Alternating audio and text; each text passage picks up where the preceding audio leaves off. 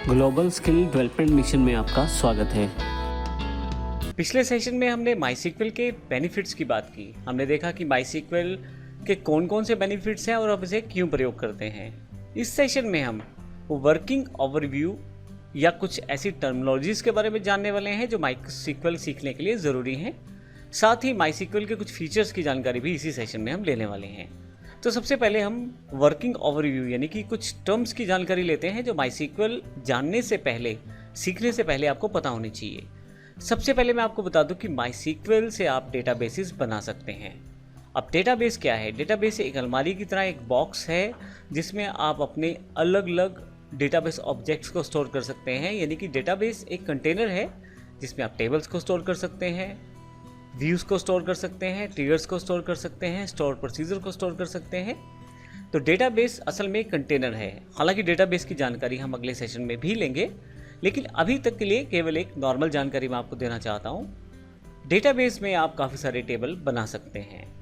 तो एग्जैक्टली माईसीक्वल में आप टेबल्स बना सकते हैं और टेबल्स में ही इंफॉर्मेशन आपको स्टोर करना होता है। अब मैं यहाँ पे एक इम्पोर्टेंट बात और बता दूँ। हमने माईसीक्वल के सेशन में ही माइक्रोसॉफ्ट एक्सेस के कुछ बेसिक्स चैप्टर्स को शामिल किया है।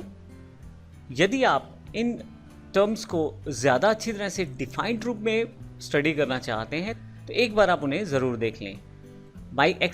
माइक्रोसॉफ्ट एक्सेस की बेसिक टर्मिनोलॉजीज सेम ही है जो हमारे पास माईसीक्वल की है, केवल यहाँ पे सॉफ्टवेयर्स का ही फ़र्क है। हमने इसी कारण से MS एक्सेस यानी कि माइक्रोसॉफ्ट एक्सेस के उन बेसिक चैप्टर्स को शामिल कर लिया है आपके माईसीक्वल सीरीज़ में। तो आप चाहें तो उसको स्टडी कर सकते हैं। तो टेबल्स में हम अपनी इन्फॉर्मेशन को स्टोर कर सकते हैं। अब टेबल्स में जो इन्फॉर्मेशन स्टोर की जाती है, ये टेबल बिल्कुल एक्सेल में एक बनाए गए टेबल जैसा ही है। रोज़ और कॉलम्स के साथ इसमें आप इन्फॉर्मेशन स्टोर करते हैं। जब आप रोज़ कॉलम्स की बात करते हैं तो इंटरसेक्शन पॉइंट जो है वो सेल्स बनाता है। आप हर एक सेल में वैल्यू स्टोर कर सकते हैं। इसकी जानकारी भी हम अगले सेशन में लेने वाले हैं। अब माईसीक्वल जब आप प्रयोग करते हैं तो असल में जब आपने डेटाबेस बनाया, टेबल्स बनाए, तो अब आप उस टेबल्स में डेटा को स्टोर करेंगे। एक बार जब डेटा स्टोर हो जाएगा तो आप उसको डिलीट कर सकते हैं और यदि आप चाहें तो उसे मॉडिफाई भी कर सकते हैं। जब आप अपने डेटाबेस में टेबल्स फॉर्मेट में डेटा स्टोर कर लेते हैं तो ना केवल उस डेटा को आप यूज़ कर सकते हैं बल्कि आप उसको डिफरेंट व्यूज से देख सकते हैं। उसके ऊपर कुछ ऑपरेशनल वर्कआउट जैसे ट्रिगर्स और स्टोर प्रोसीजर का प्रयोग कर सकते हैं या ट्रांजैक्शन का प्रयोग कर सकते हैं। इसके अलावा माईसीक्वल का एक सबसे बड़ा फीचर है डेटा इंटीग्रिटी को बना के रखना। अब डेटा इंटीग्रिटी का क्या मतलब है? डेटा इंटीग्रिटी का मतलब ये है कि जो डेटा है आपका वो आपको हमेशा सही इन्फॉर्मेशन प्रोवाइड करे, कभी भी किसी तरह की गलत इन्फॉर्मेशन आपको प्रोवाइड ना करे।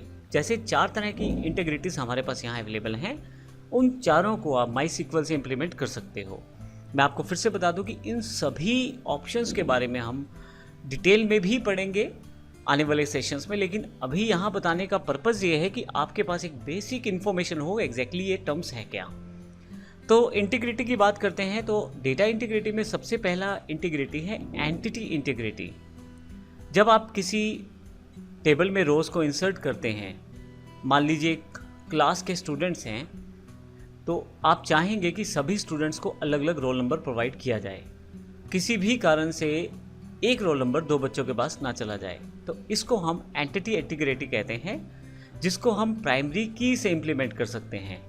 अब यहाँ पे अगर एक क्लास में रोल नंबर डिफाइन कर दिया जाए तो ऐसे केस में अगर किन्हीं 2 स्टूडेंट्स के नाम एक जैसे भी होंगे तो उस केस में भी रोल नंबर अलग रहेगा। ये जो इंटीग्रिटी इंप्लीमेंट की जाती है तो ये प्राइमरी की के द्वारा की जाती है और इसी को एंटिटी इंटीग्रिटी हम कहते हैं। इस केस में कहीं भी कोई भी रो डुप्लीकेट नहीं होती, यानी कि एक रिकॉर्ड दोबारा इंसर्ट नहीं कर सकते आप। माईसीक्वल इस प्रोसेस को फॉलो करता है। नेक्स्ट है रेफरेंशियल इंटीग्रिटी। अब यहाँ पे एक इम्पोर्टेंट फैक्टर ये है कि मान लीजिए आपके पास एग्जाम्पल वही है, किसी क्लास का डेटा है और उसमें अलग अलग स्टूडेंट पढ़ते हैं क्लास में, तो आपने सभी डेटा को रोल नंबर से फीड या स्टोर किया हुआ है। अब मान लीजिए उसी क्लास में कोई स्टूडेंट लाइब्रेरी में से कोई बुक लेता है तो वहाँ पे उसे अपना रोल नंबर देना पड़ेगा। अब एक क्लास में 50 बच्चे हैं तो रोल नंबर जो है 1 से 50 तक जाने वाला है। तो यहाँ पे रेफरेंशियल इंटीग्रेट यहाँ पे रेफरेंशियल इंटीग्रिटी ये तय करती है कि किसी भी तरीके से जब लाइब्रेरी से बुक इशू की जाए तो वहाँ पे इन्हीं 50 बच्चों के द्वारा ही की जाए, कोई और अलग से रोल नंबर के द्वारा बुक इशू ना की जाए। तो ऐसे केस में एक फॉरेन की कॉन्सेप्ट के द्वारा इसे इम्प्लीमेंट किया जाता है, जिसमें कोई भी यूज़र या कोई भी रोल नंबर जो 50 से ऊपर है, क्योंकि वो एग्जिस्ट ही नहीं करता, लेकिन लाइब्रेरी में उसके नाम से बुक इशू नहीं हो सकती। तो इसको समराइज करें तो एक टेबल की प्राइमरी वैल्यूज़ को या प्राइमरी कीज़ की वैल्यूज़ को आप दूसरे टेबल में एज अ फॉरेन की प्रयोग कर सकते हैं रेफरेंस क्रिएट करने के लिए। और इस केस में अगर प्राइमरी की एग्जिस्ट नहीं करती तो फॉरेन की भी एग्जिस्ट नहीं करेगी, और आप उस काम को रेफरेंशियल इंटीग्रिटी से ध्यान में रख के कर सकते हैं। इसी तरह से डोमेन इंटीग्रिटी आपके पास अवेलेबल है। डोमेन इंटीग्रिटी में आप सपोज करें फ़ोन नंबर या ईमेल स्टोर करना चाहते हैं, तो डेटा एंटर करते समय इस बात का ध्यान रखा जाए कि फॉर्मेट जो है सही रहे। अब इंडिया में 10 डिजिट का फ़ोन नंबर है तो कहीं भी किसी भी तरीके से 8 या 7 डिजिट का फ़ोन नंबर स्टोर ना किया जा सके। और इसी तरह से अगर ईमेल स्टोर किया जा रहा है तो उसमें ऐट का साइन हमेशा रहे। तो इस तरह के बेसिक फीचर्स को डोमेन इंटीग्रिटी से इम्प्लीमेंट किया जा सकता है। फाइनली यूज़र डिफाइंड इंटीग्रिटी भी ऑप्शन अवेलेबल है आपके पास, जो कि आपके बिजनेस रूल को फॉलो करते हुए सेटअप कर सकते हैं आप। जैसे मान लीजिए मैं चाहता हूं कि जो एम्प्लॉयज़ का डेटा मैं स्टोर करना चाहता हूं उनके साथ अगर उनका एड्रेस मेंशन नहीं किया गया तो एक स्पेसिफिक एड्रेस को वहां पे डाल दिया जाए। तो ऐसे केस में मैं अम्बाला से हूं और अगर कोई एम्प्लॉय का डेटा एंटर किया गया है और उसका एड्रेस अभी नहीं मालूम, तो उस केस में डिफ़ॉल्ट रूप में अम्बाला स्टोर हो जाए। तो इन सब चीज़ों को यूज़र डिफाइंड इंटीग्रिटी के साथ स्टोर किया जा सकता है। तो इस सेशन में हमने जो बात की है कुछ बेसिक टर्म्स की बात की है। मैं फिर से बता दूं, हमने माइक्रोसॉफ्ट एक्सेस के कुछ इन्हीं टॉपिक्स को डिटेल में बताया है जो आपकी इस डीवीडी में शामिल है या डाउनलोड में शामिल है, और अगर नहीं है तो आप हमारी वेबसाइट से भी डाउनलोड कर सकते हैं। और इसके साथ ही आप इस सेशन में दी गई टर्म्स को अगर एक बार समझ लेते हैं तो आगे वाले सेक्शन में काम करना आसान हो जाता है। हालांकि इन सभी टर्म्स को मैं आगे भी डिफाइन करने वाला हूं और विद एग्जांपल डिफाइन करने वाला हूं। तो अगले सेशन में हम बात करने वाले हैं इन सभी टर्म्स को डिस्क्राइब करते हुए डेटाबेस के बारे में, और देखेंगे एग्जैक्टली डेटाबेसेस है क्या।